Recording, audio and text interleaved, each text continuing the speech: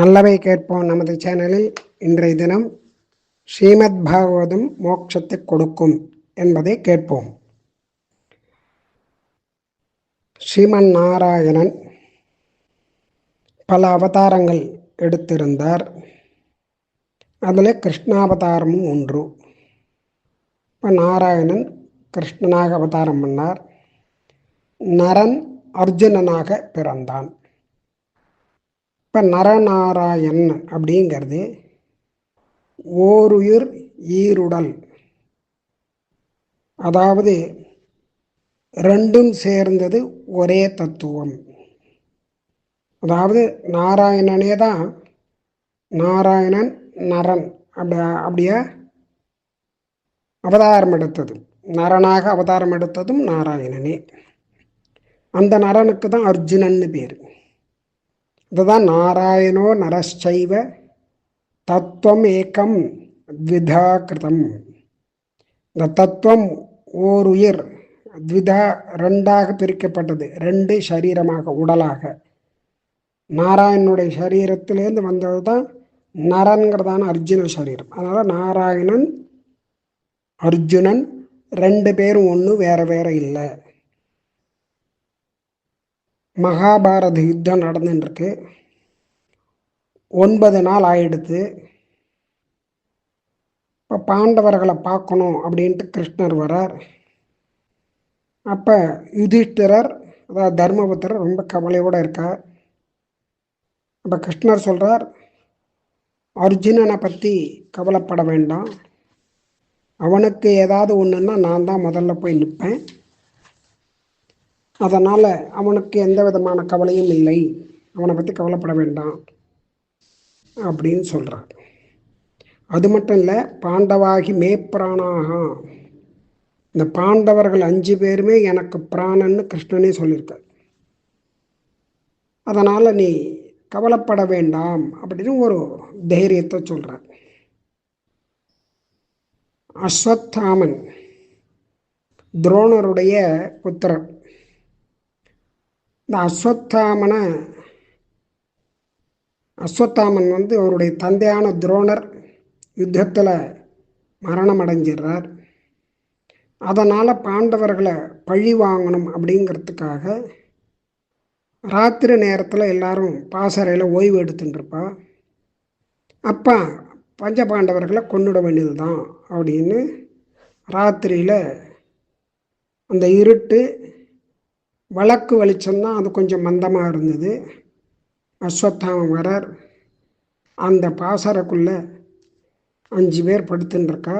அவள் பஞ்சபாண்டவர்கள் அப்படின்னு நினச்சிட்டு ஒரு பானத்தை பிரயோகம் பண்ணி அவள் தலையை வெட்டி அந்த தலையை கையில் எடுத்துன்னு போய் துரியோதனன்கிட்ட காமிச்சுன்னா அவன் பாராட்டுவான்ட்டு துரியோதனன்கிட்ட கொண்டு போய் காட்டுறார்.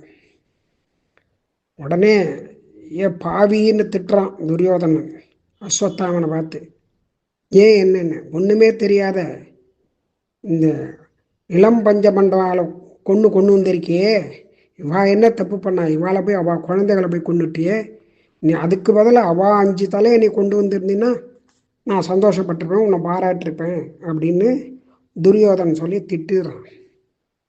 அப்போ அவருக்கு அந்த மந்தமான வெளிச்சம் குறைவாக இருந்ததுனால பஞ்சபாண்டவாள் நினச்சிட்டான். உடனே என்ன பண்ணா, இவள் 5 பேர் போயிட்டா. உத்தரையனுடைய வயிற்றில் கர்ப்பமாக இருக்கா, ஒரு குழந்தை இருக்குது. அந்த குழந்தைய கொன்னுடன்னு அபாண்டவீய அஸ்திரத்தை பிரயோகம் பண்ணுறாங்க. பிரயோகம் பண்ண அஸ்வத்தாமன் பண்ண உடனே அது நேராக அந்த உத்தரையனுடைய வயிற்றில் போய் அந்த குழந்தைய தாக்கிறது. உடனே கிருஷ்ணன் அதை தடுத்து நிறுத்திடுறார், காப்பாற்றிடுறார். அந்த குழந்தைய, அந்த சிசுவை கர்ப்பத்திலே காப்பாற்றிடுறார். இப்போ இளம் பஞ்ச பாண்டவாள் போயிட்டான்னு உடனே திரௌபதி ரொம்ப வருத்தத்தோடு இருக்கா. உடனே அர்ஜுனன் அஸ்வத்தாமனை கொன்னுடுறேன் அப்படின்னு சொல்லிட்டு பிடிச்சி காயத்தால் கட்டி இழுத்துன்னு நிறுத்துறான் திரௌபதி முன்னால், உன்னை கொல்ல போகிறேன் அப்படின்னு. உடனே திரௌபதி, துரோணர் உங்களுக்கு குரு, அதனால் குரு புத்திரனை கொல்லக்கூடாது, அது தப்பு, அதனால் இவனுடைய தாயார் ஏற்கனவே கணவனை இழந்த சோகத்தில் இருக்கா. மேலும் புத்திர சோகம் கொடுக்க வேண்டாம், இவனை விட்டுடுங்கோ அப்படின்னு சொல்லி திரௌபதி சொல்கிறார். அப்போ அவனுக்கு பண்ண தப்புக்கு என்ன தண்டனை அப்படின்னு கேட்டால், அவன் தலையை மொட்டடிக்கிறது மரண தண்டனைக்கு சமானம். இது அந்த தர்மசாஸ்திரத்தில் சொல்லியிருக்கு. ஒரு பிராமணன் தப்பு பண்ணினான் அப்படின்னா அவனுக்கு மரண தண்டனையெல்லாம் கொடுக்கக்கூடாது, எந்த ஹிம்சையும் கொடுக்கக்கூடாது. அதுக்கு வேலை தலைமுடியை கழித்து அமுச்சு விட்டுடணும். அதுதான் அந்த தண்டனையை கொடுங்கோ அப்படின்ற. அதனால் அவனுக்கு அந்த தண்டனையை கொடுத்து அவனை வெளியில் அனுப்பிச்சிடார். இப்போ இந்த குழந்தை அபிமன்யுவினுடைய மனைவி உத்தரை, அவன் வயிற்றுலேருந்து அந்த குழந்தை பிறக்க போகுது.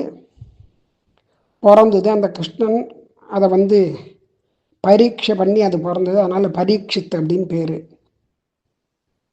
அவனுக்கு விஷ்ணுராதன் அப்படிங்கிறதான பேரை வச்சிருந்தா. அந்த பரீட்சித்து குழந்தை அது வளர்ந்த உடனே தர்மர் என்ன பண்ணுறார், ஹஸ்தினாபுரத்தை அந்த ராஜ்ய பட்டாபிஷேகத்தை ராஜ்யத்தை அந்த பரீட்சித்துக்கிட்ட ஒப்படைச்சிட்டு அவர் கிளம்பி விடுறார். இப்படி பஞ்சபாண்டவால் எல்லாரும் கிளம்பிடுறா. இப்போ ராஜ்யத்தை ஆண்டுண்டு வரான் பரீட்சித்து மகாராஜா. அந்த பரீட்சத்துக்கு தான் இராவதி அப்படிங்கிறது தான் விவாகம் பண்ணிட்டு இருக்கான். அந்த 2 பேர், அந்த தம்பதிகளுக்கு பிறந்தவர் ஜனமேஜயன். பரீட்சித்து ஒரு நாள் வேட்டையாடணும்னு ஒரு காட்டுக்கு போயின்னு இருக்கார். அப்படி வேட்டையாட போன இடத்துல ஒரே தாகம் ஏற்படுத்து, தண்ணீர் தாகம். அதனால் அதை தேடின்னு போகும்போது அங்கே பக்கத்தில் ஒரு ஆசிரமம் இருந்தது. அந்த ஆசிரமத்தில் அந்த முனிவர் யோகத்தில் இருந்தார், தியானம் பண்ணிட்டு இருந்தார், தபஸ் பண்ணிட்டு இருந்தார். அவர்கிட்ட போய் பரீட்சித்து மகாராஜா எனக்கு தண்ணி வேணும், தாகமாக இருக்குது, தீர்த்தம் கொடுன்னு கேட்குறான். அவர் நிஷ்டையில் இருந்ததுனால அவர் ஒன்றுமில்லை, அப்படியே மௌனமாக இருந்துட்டார். அவருக்கு தெரியல, பதில் சொல்லலை. உடனே பக்கத்தில் இருந்த ஒரு செத்த பாம்பை எடுத்து கோபத்தினால அவர் கழுத்தில் போட்டுட்டு அந்த பரீட்சித்து மகாராஜா அண்ணனை போயிடுறார். கொஞ்ச நேரம் கழிச்சு இந்த முனிவருடைய குமாரன் சிருங்கி வெளியில் போயிருந்தவர் பார்க்குறார். தகப்பனார் கழுத்தில் இந்த மாதிரி சத்த பாம்பு இருக்குது. யார் இப்படி தகாத காரியத்தை ஒரு தபஸ்வி கழுத்தில் பண்ணினானோ அவன் 7 நாளுக்குள்ள பாம்பு கடித்து இறந்து விட வேண்டும் அப்படின்னு சொல்லி பாம்போட ராஜா தக்ஷனால் கடிபட்டு மரணம் அடைய வேண்டும்னு ஒரு சாபத்தை கொடுத்துடுறான். கொஞ்ச நேரத்தில் யோகத்தில் நிஷ்டையிலேருந்து கலைஞ்சவரான அந்த முனிவர் தன்னுடைய யோக பலத்தினால் நடந்ததை தெரிஞ்சின்றார். எப்பா இந்த மாதிரி பண்ணிட்டியே, அந்த பரீட்சித்து மகாராஜா விஷ்ணுவோட அம்சம், நாட்டு மக்களை நன்னா ராஜ்ய பரிபாலனம் பண்ண காப்பாற்றிட்டு வரார். இந்த மாதிரி அவருக்கு இது பண்ணிட்டே, இது தப்பு, நல்ல ராஜா அப்படின்னு சொல்லி இப்போது நம்ம போய் அவர்கிட்ட மன்னிப்பு கேட்கலான்னு அழிச்சின்னு இந்த ராஜா கிட்ட மன்னிப்பு கேட்குறார்.